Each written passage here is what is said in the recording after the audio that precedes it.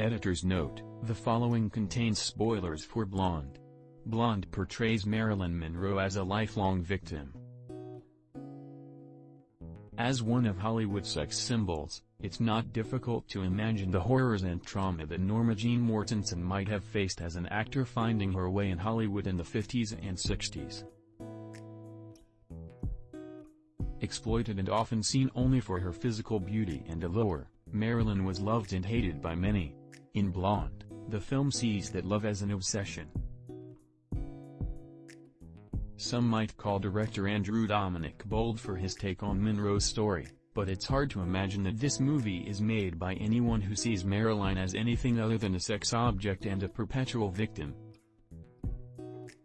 Norma Jean Mortensen was many things, but Blonde only sees her as one. A woman without agency. She is there to be abused, abandoned, beaten, exploited, and raped, all right in front of the camera. The camera is absolutely obsessed with her, as degrading as the men in Monroe's life. If you ever wanted a lesson in what a male gaze looks like, this movie is the prime example. It has a Ph.D. in male gaze.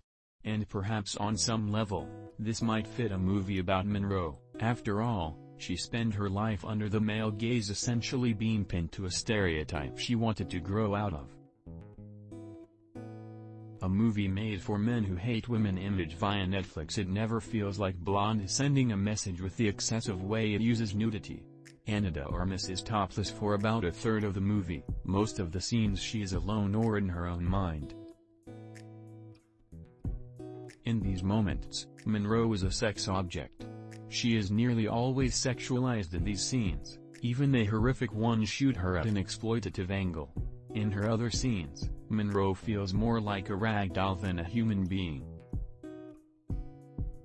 She's tossed around, transported against her will, kicking and screaming, begging for mercy.